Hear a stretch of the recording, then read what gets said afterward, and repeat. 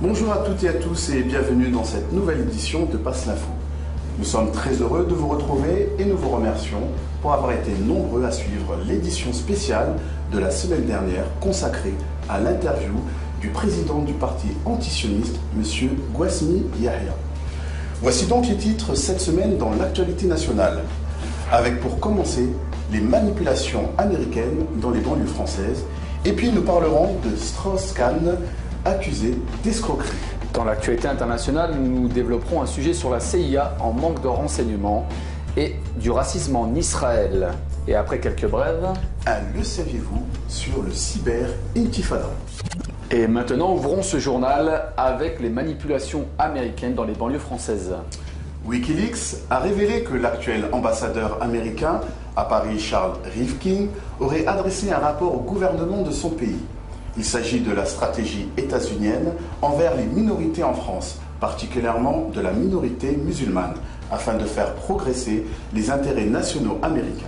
J'espère de tout cœur qu'après avoir assisté à la conférence organisée par la Commission franco-américaine d'échanges universitaires et culturels, dont je tiens à souligner ici l'excellente initiative, vous serez convaincus du bien fondé de poursuivre vos études aux États-Unis.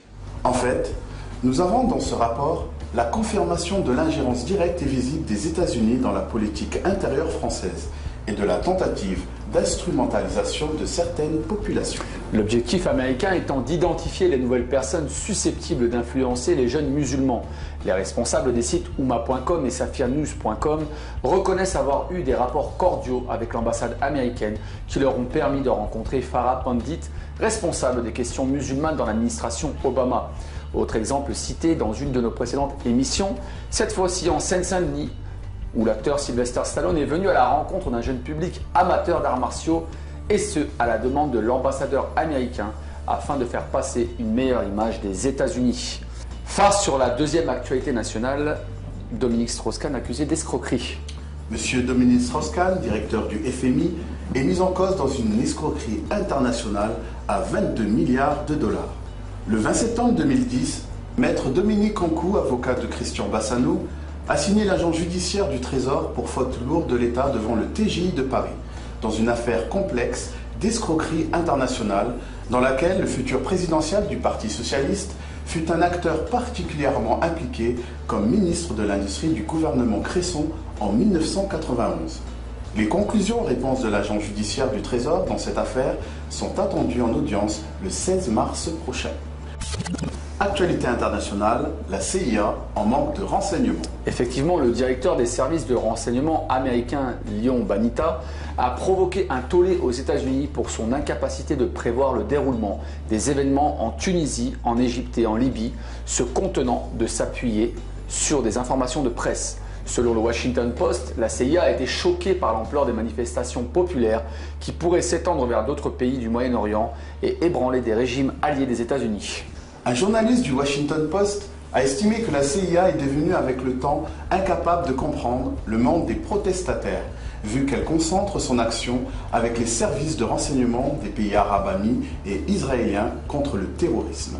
La chef de la commission des renseignements au Sénat américain avait accusé la CIA le mois dernier de ne pas avoir été informée sur les menaces réelles qui guettent ces pays alliés des États-Unis. Passons à cet article révélateur sur le racisme en Israël. Oui, le 12e rapport du Centre de recherche arabe en sciences sociales, Mada El-Karma, a mis en garde contre la montée du racisme au sein de la société israélienne. Le rapport souligne que les sentiments racistes et d'agressivité ressentis par la communauté et les institutions israéliennes envers les citoyens palestiniens ne se limitent pas à des groupes sociaux ou classes politiques spécifiques, mais il reflète les vues et positions de la majorité de la société israélienne. Il indique que la solidarité et l'unité qui existent entre le pouvoir législatif d'une part et entre tous les segments de la société israélienne et l'établissement religieux d'autre part dans leur adversité et leur racisme envers les Arabes rappellent le fascisme qui a prévalu en Europe dans les années 30 du siècle dernier. Les populations citadines israéliennes empêchent les familles arabes de résider dans leur ville, en modifiant les constitutions municipales ou en instaurant des lois obligeant la reconnaissance de la nature juive de la ville pour toute personne qui désire y vivre, poursuit le rapport.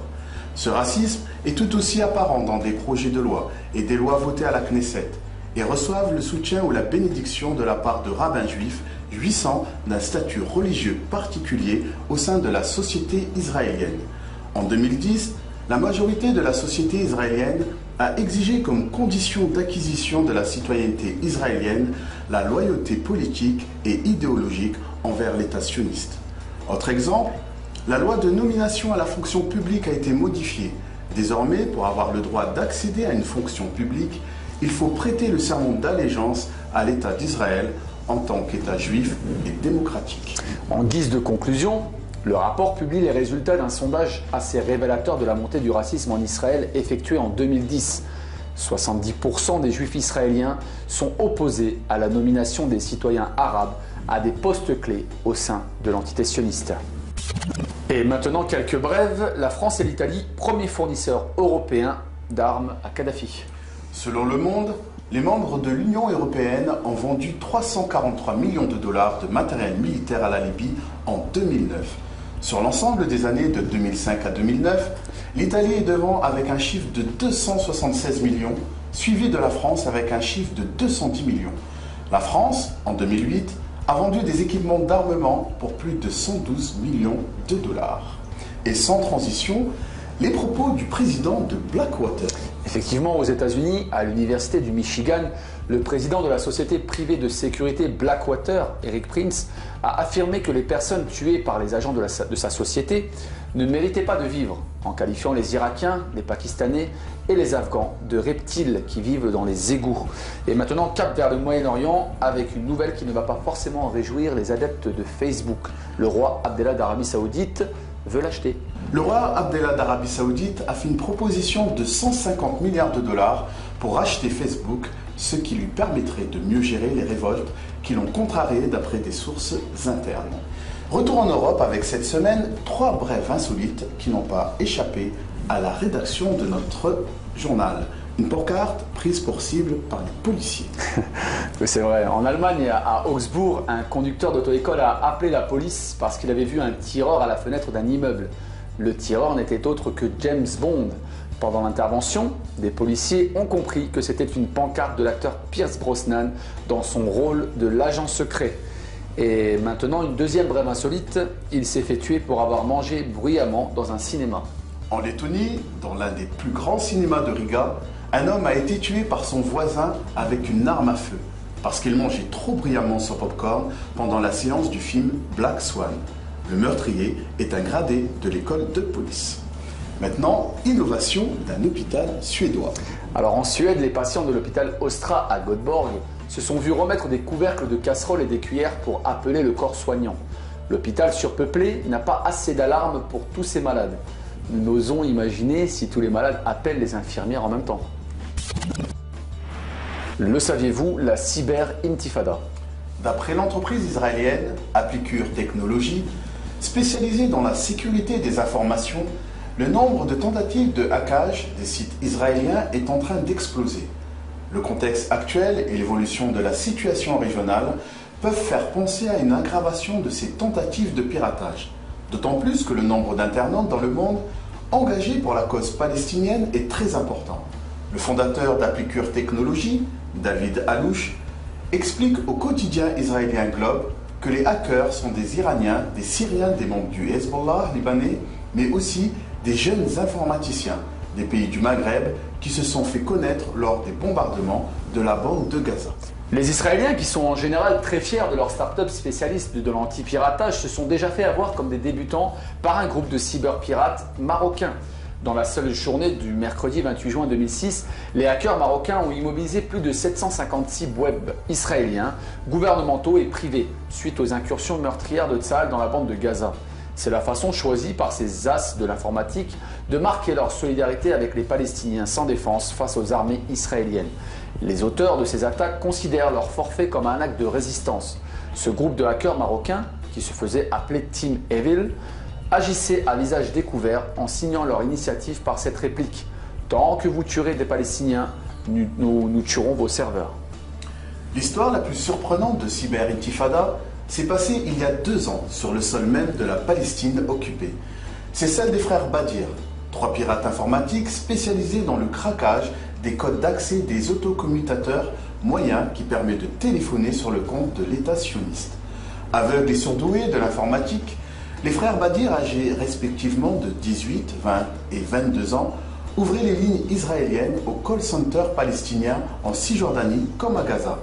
Armés de leur clavier en braille, dans l'appartement de leurs parents, les 3 frères auraient aussi réussi à pirater des ordinateurs de Tsahal et les systèmes informatiques d'une chaîne de téléachat israélienne pour se procurer, toujours sans payer, des articles courants comme des téléviseurs ou des téléphones mobiles. Ainsi, pendant plus de 6 mois, sous les frais de l'armée israélienne, des centaines de Palestiniens téléphonaient en appel local et international. La note s'éleva à plus de 10 millions de dollars pour l'armée sioniste et les 3 frères furent condamnés à 5 ans de prison. Les gens sont habitués à ce qu'une personne aveugle soit obligée de rester à la maison sans rien faire ou passe son temps à la mosquée. Tout le monde aura pitié de lui, ils diront le pauvre, c'est un bon à rien, il ne peut pas apprendre et progresser, il ne peut rien faire de bon.